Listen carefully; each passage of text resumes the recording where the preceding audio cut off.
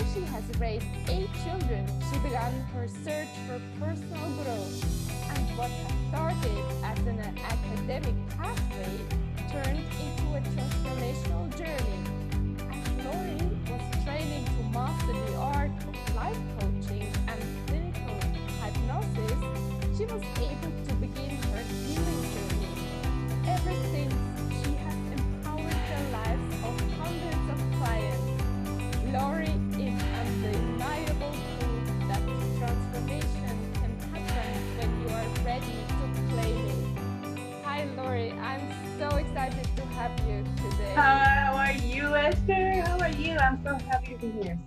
So let's jump right into your story. What has been your biggest turning point in your life? Whoa, I don't know where to start or how to sum it up in a nutshell, but I'll try. First of all, I am excited to be here. I am honored that you invited me and reached out. And my story, how can I start?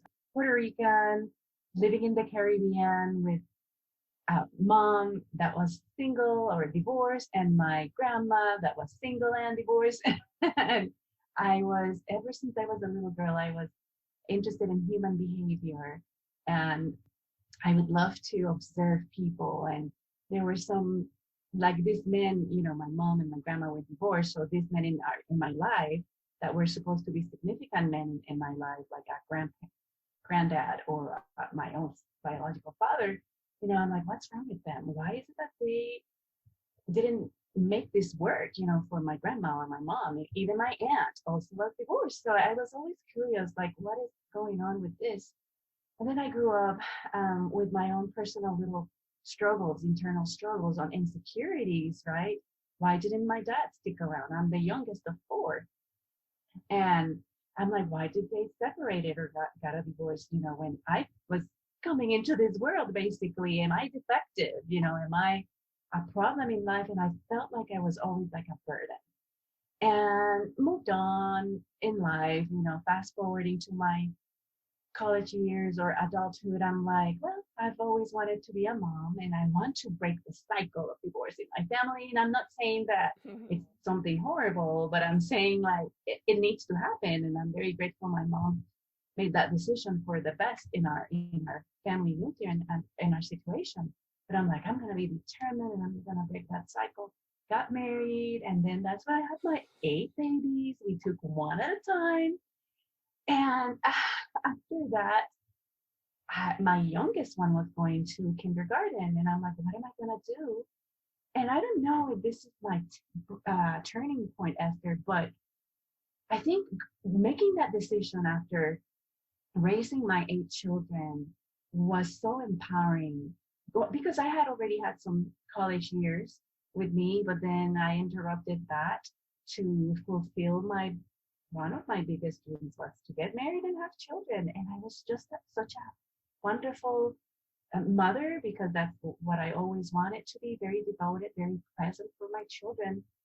Then when I decided, right, to take upon me this new adventure, it was so fun because it was a healing journey for me and a healing process, and that I needed in my life, because I had suppressed all these feelings and all these insecurities and all these things. And I was in this survival mode that when my oldest child started growing up and being a teenager and having a mind of his own, he would tell me, Mom, you need help. He told me that one time. Oh my God. And through schooling and all that, I realized I have so much in my life, so much baggage in my life to get rid of. And my shoulders, I was carrying and bearing this weight or this burden that didn't belong to me or that was unfair to me. So yeah, so I was basically my first client. Like when I started schooling, I started this healing journey through journaling, through answering the questions that I were to answer. If I wanted to be a life coach, I needed to overcome all these suppressed things that were inside of me. As a child, coming from this, I don't know if to call it broken household, or I said to my mom one time, dysfunctional, and she's like, I made it very functional. And it's right, she made it very functional, but at the same time, it's not the model that was expected in society in those days, right? But so I had all this inside of me. So my turning point was realizing I had all these buried, suppressed negative emotions that contributed to my insecurities, or focusing more in my flaws than focusing in my strengths to contribute to the world. And that's, I think, my long answer about my turning point. When I made a decision to do something for myself, but in that same as a token of me wanting to do something for others in the community and in society and in this world, that was a beautiful thing for me. And that's been like my big awakening and quite an interesting journey. Yeah, even after I graduated and accomplished what I wanted to accomplish at the time, and now serving others and being an entrepreneur. It's been an amazing journey. Wonderful. And how did it start actually? What was the starting point with from your awakening? Well, so I was always like wiser beyond my years, so to speak, as a child, and because my mom was working so much for us, right? For us and to provide. Grandma was basically like the stay-at-home mom, or the one that raised us. She had so much wisdom, and I absorbed that wisdom, and I was always like wiser, supposedly, right? And then as an adult, as a mom, I had so many kids. Tons of people will always ask for my advice. So I just love to help others and to counsel or advise or try to find. I remember even before I did hypnosis, right, which is the study of how to help others get into this subconscious trance state to sort out things that are impairing or inhibiting your progress, right? Like fear, or when somebody is stuck. I find root causes of their addictions or their negative behaviors, right? So even without knowing this, right, I kind of wanted to do that with my friends, or try to understand them better. Like, so maybe why, or what drove you to be this way, or to act this way, or to be a person of these behaviors or these characteristics. So that's basically what started the journey, and that's how I found the school that I found, that it's kind of holistic and provided all these degrees and in these areas like life coaching and hypnosis and nutrition and essential oils and how to heal as a whole, the spirit and the mind and the body. And that was fascinating to me, and that's why I pursued it when I was able to find it. And I don't know if that answered your question because I like to talk, but Yeah, does that wonderful. answer? Did you have fear as well? Absolutely, yes. I had many fears, of course. I had this lack of confidence, like, I had that burning desire inside of me, but I'm like, are people going to go along with me or accept my help or receive it openly? And of course, that what is called the imposter syndrome creeps in. Like, who am I? Who am I to, what's my credibility? Oh, but I haven't been an author. I haven't written a book. Oh, maybe I need to write a book. And then even when you write your book, I don't know if you feel this, Esther, like there's always the next level, right? New level, new devil is what like people say. But I just think a lot about the word fear. And fear, as I remember, if you want to help me in case I forget, is like false evidence appearing real. And I have been on the side of fear so much and so long that lately, or since the pandemic, because I needed to pivot my business from brick and mortar to virtual, I'm like, this is awesome because my why is bigger than my fears. Even though sometimes fear, yes, creeps in, and it can be even freezing, paralyzing. I decided during all this pandemic and the experiences and what I saw I was able to accomplish, even in the midst of adversity, I just said, no more, no more. And yes, it doesn't mean that I don't experience fear anymore, but when I still act with courage despite of the fear, oh my goodness, that is when it's so gratifying. So yes, I had my fears. Am I going to afford a place when I first started, having an office that was a physical office? How am I going to find the clients? How am I, of course, but when their why is more important, right? You find the way and you say, shields up, fear, go away, not today. So that's how I've been able to overcome it or act despite the fears. And that's why I encourage your audience. That's what I encourage your audience to do. How much longer are you going to allow fear to control you? Or how are you going to just diffuse that, set it aside, send it away, and act despite your fears? do you have special techniques to overcome fear?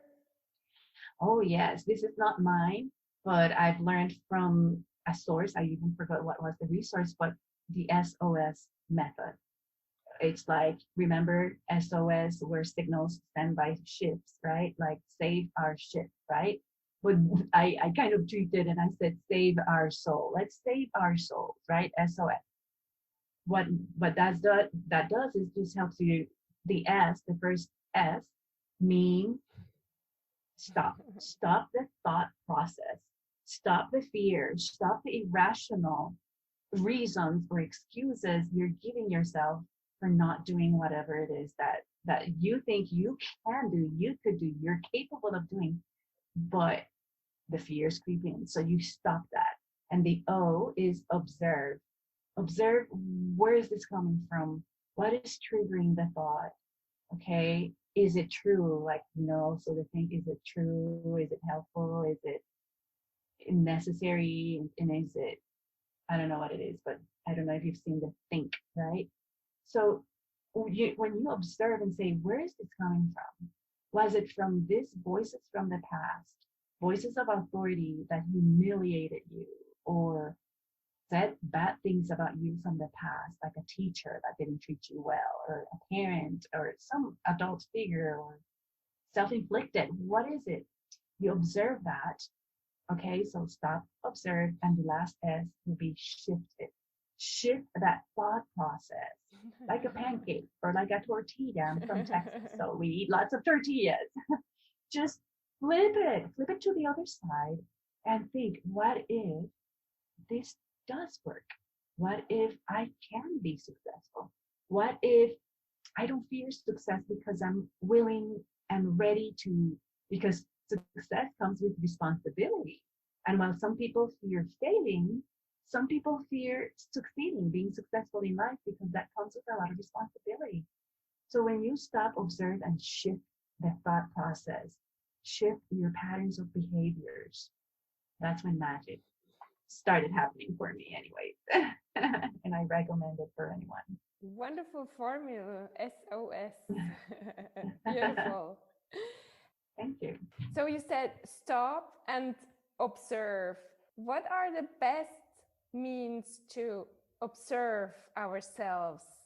Sometimes it's difficult because we are turning our thoughts in our head and we cannot observe. That's a great question, Esther. And of course, this is what I'm going to say. Sometimes we cannot observe, right? When we're in a labyrinth or when we're in a forest, we don't see the exits, right? Or we don't see because we're in the midst of it. And if there's somebody hovering over, right? I'm using my hands here, even though this is audio, I'm using my hands because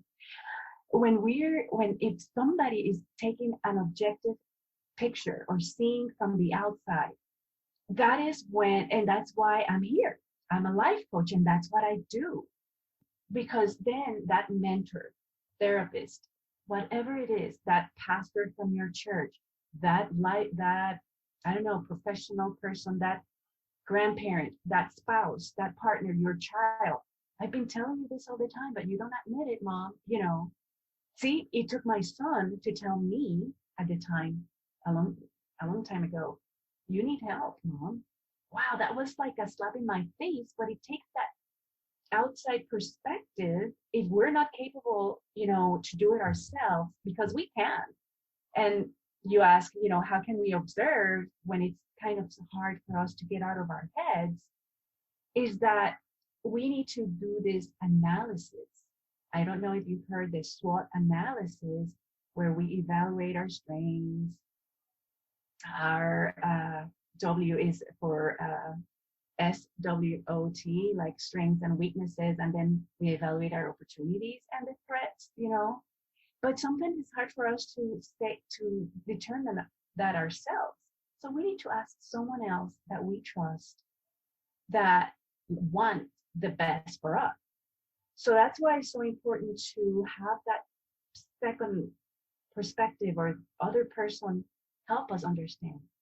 You are strong because sometimes we don't even acknowledge our strengths. So if somebody else says, you're good at this, you're good at that, and some things that we take for granted, you're like, that's just me. That's just how I do things. No, but that's a beautiful strength you have, that you can use it for your good, right? Or for progression or for healing. And then observing, yes, that's my answer. When it's so hard for you as an individual to observe, maybe you need to ask somebody else that has the best interest in you. And that's been so helpful in my life, because we were talking before we started the recording. I have this coach that's amazing in my life, Esther, you know that. And he was able to challenge me to stretch my potential and capabilities, and to also see my strengths, but also see Lori. He was very diplomatic, very nice, but he would help me understand my weaknesses. So that was very helpful for me in my life, and it still is. Wonderful. And what made you search for a coach? Because for myself, I thought I can do that without anybody. I can do it myself, and it took me so long to get a coach. Yeah. When you are so stuck and the definition of insanity is doing the same thing, expecting new results or different results, I'm like, okay, I'm doing something wrong here. And I had come out of my schooling, and we took like a business class and all that, but it's not the same as when you are now thrown into the real world, right? And I was in my office, like, okay, waiting for people to come, and it took this coach to tell me, no, you have to get out of your four walls. You have to network. You have to get yourself out there. And then during the pandemic, no, it has to, you have to go live on social media if you want people to get to know you, right? Because now I was not limited to my location. I was now exposed to the world through this wonderful, World Wide Web. So it helped. What helped me realize I needed a coach is that I knew that I couldn't do it on my own. And the same as raising my children, there's a saying that goes, it takes a village, right? Sometimes in some cultures that's believed. I think also it takes a village for us as entrepreneurs, business owners, to look out for help. Somebody that's been there, done that, that is ahead of you, a few steps ahead of you, to help you and to, hold your hand and say, no, this is the best path, even if it's just in your mindset. But also professionally, marketing and all that. I was feeling so stuck, and I'm like, I don't know what else to do. I needed to ask for help because something had to change. What are your clients suffering the most from at the moment? Yeah, my clients are stuck. My clients are hindered by traumas from their past that are so present in their lives, and they don't know how to organize their daily schedules for effective and productive time management, because they're so consumed with these events from the past. They're just so present that it's consuming their thought, their energy, their thoughts. And yesterday I had somebody reaching out, And he said, I'm a hot mess because people don't know or don't realize they're grieving. Many of my clients are grieving, not only because of death of a relative, but because of many other losses in their life. And they don't realize that. And when I mentioned the word, wow, now that you mentioned that, they said, I think I have been grieving all these years, this or that. Or some people say, I haven't had time to grieve. And somebody that lost a daughter in a very traumatic way came to me because she was grieving the loss of her daughter of 4 years. Since 40 years passed, right? And for the last 4 years, I've been grieving the loss of my daughter that passed away so tragically. But as it turned out, that was the tip of the iceberg.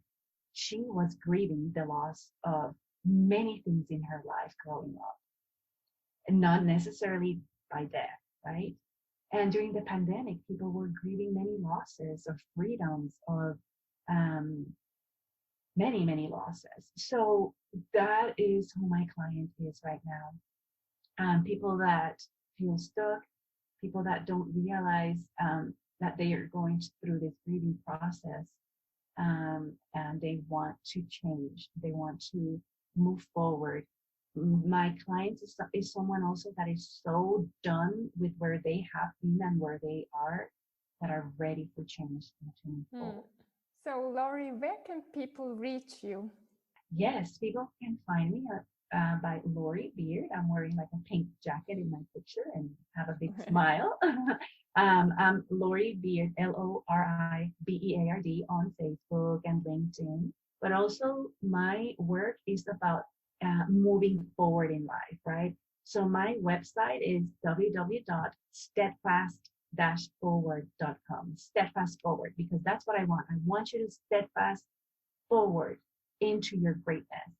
So that's where people can find me, steadfastforward.com. Great. So fast forward. So one last word, Lori, for our audience. Well, I like this quote that I want to share. And Marvin J. Ashton said, we must do our part to progress and enjoy life while we are in the process of meeting our situations. And that's what I offer. I offer joy and fulfillment because I believe that it doesn't matter the opposition and adversities we're facing and there's circumstances we're living under. We must do our part to challenge that, to conquer it, to be happy and find joy in the process. I'm sorry if you don't agree, if you're listening in the audience, but I want to invite you to think about there's never losses, but lessons. In my life, I have had relatives and dear families suffering terminal illnesses. I've had incarceration. I've had diseases, illnesses, doors closed to me in my face, people making fun of some things that I find they're amazing and that I work hard for. My book, somebody laughed at and rejected the name of my book one time, after I was going to speak at an event. There's so many things that we have gone in life and gone through, and you will. And people were afraid of the pandemic. They wanted it to be done because then that was going to be the end of it and the world was going to go back to normal and be happily ever after. But guess what?